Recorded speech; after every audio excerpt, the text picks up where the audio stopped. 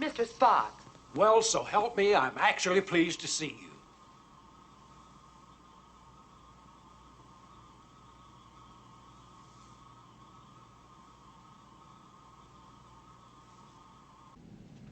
Spock, you haven't changed a bit.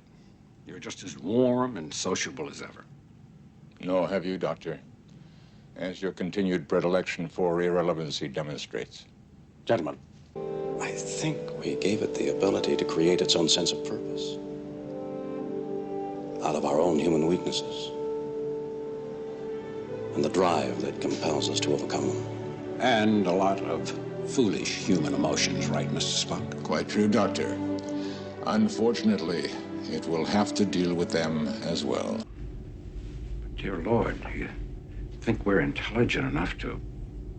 Suppose... What if this thing we use where life already exists? It would destroy such life in favor of its new matrix. Its new matrix? Do you have any idea what you're saying? I was not attempting to evaluate its moral implications, Doctor. As a matter of cosmic history, it has always been easier to destroy than to create. Not anymore. Now we can do both at the same time. According to myth, the Earth was created in 6 days. Now, watch out. Here comes Genesis. We'll do it for you in 6 minutes. Really, Dr. McCoy, you must learn to govern your passions. They will be your undoing. Logic suggests... Logic? My God, the man's talking about logic. We're talking about universal Armageddon. You green-blooded inhuman. Bridge to Admiral Kirk. Admiral, sensors indicate a vessel in our area. Mr. Spock, the ship is yours. Jim, be careful. We will.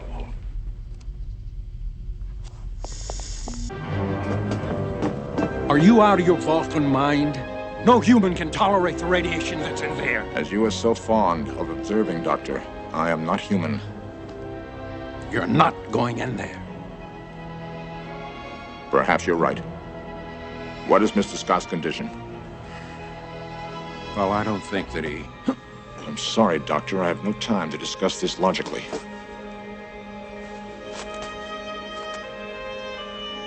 Remember. Good God, man, get out of there! No! Spock! Back door!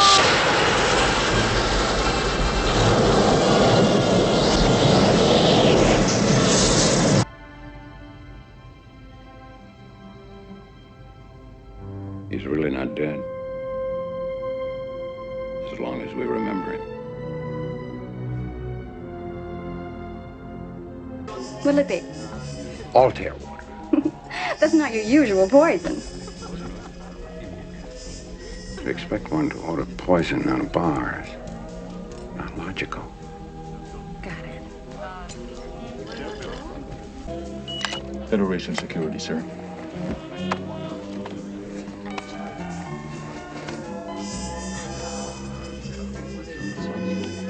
You're gonna get a nice long rest, Doctor. What's that? Lexerin. Lexerin? What for? You're suffering from a Vulcan mind meld, Doctor. That green-blooded son of a bitch. It's his revenge for all those arguments he lost. Scan for vessels in pursuit. Scanning. Indications negative at this time.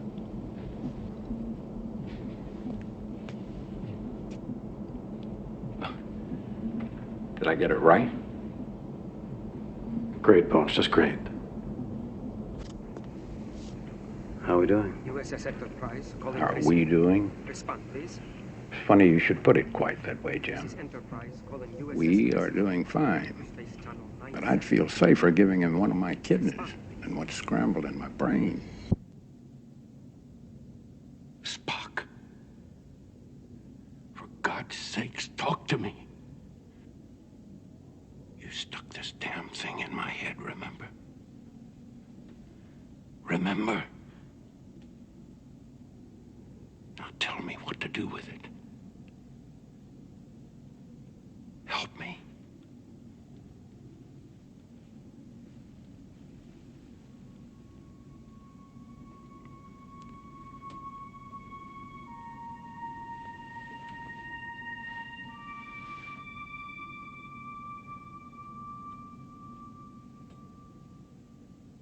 to tell you something that I never thought I'd ever hear myself say. But it seems I've missed you. And I don't know if I could stand to lose you again.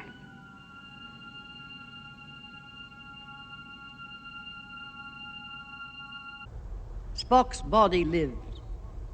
With your approval, we shall use all our powers to return to his body that which you possess. But, McCoy, you must now be warned. The danger to thyself is as grave as the danger to Spock. You must make the choice. I choose the danger. Hell of a time to ask. Hi.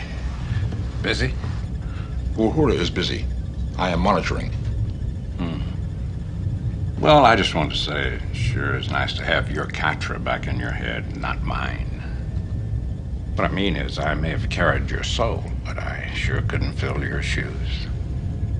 My shoes. Forget it. Perhaps we could cover a little philosophical ground. Life, death, life, things of that nature. I did not have time on Vulcan to review the philosophical disciplines. Come on, Spock, it's me, McCoy. You really have gone where no man's gone before. Can't you tell me what it felt like?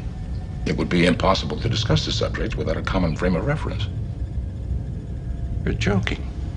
A joke is a story with a humorous climax. You mean I have to die to discuss your insights on death?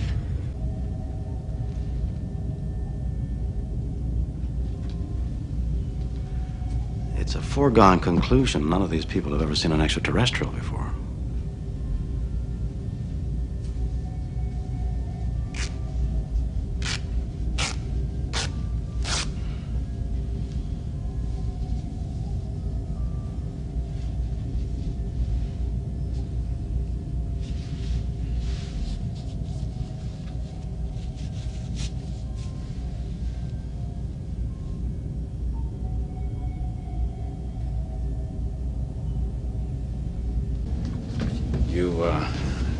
You present the appearance of a man with a problem. Your perception is correct, Doctor. In order to return us to the exact moment we left the 23rd century, I have used our journey back through time as a referent, calculating the coefficient of elapsed time in relation to the acceleration curve. Naturally. So what's your problem? Acceleration is no longer a constant. Well, then you're just gonna have to take your best shot. Best shot? Yes, Spock. Your best guess. Guessing is not in my nature, Doctor. Well, nobody's perfect.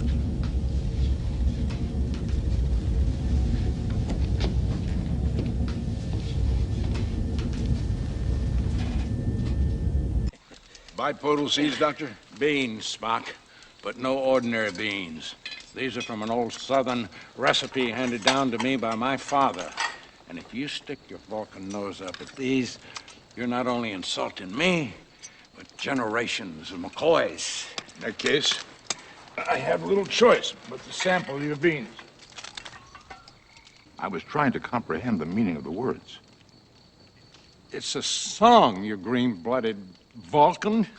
You sing it. The words aren't important. What's important is that you have a good time singing it. Oh, I am sorry, Doctor. We'll be having a good time. God, I liked him better before he died. All I ask is a tall ship and a star to steer her by. Melville, John Masefield. Are you sure about that? I am well versed in the classics, Doctor. Then how come you don't know row, row, row your boat?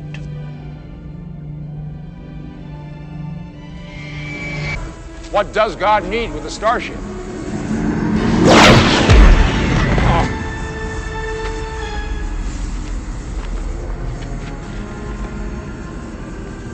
Do you I'm wearing a Viridian patch on my back. Spock slapped it there just before we went on Gorkin's ship.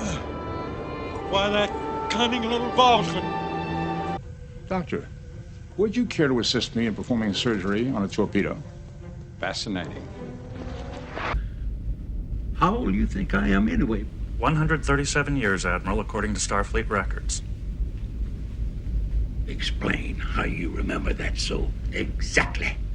I remember every fact I'm exposed to, sir. I don't see no points on your ears, boy. But you sound like a Vulcan. No, sir. I'm an android. Almost as bad. I thought it was generally accepted, sir, that Vulcans are an advanced and most honorable race. They are. Damn annoying at times. Yes, sir.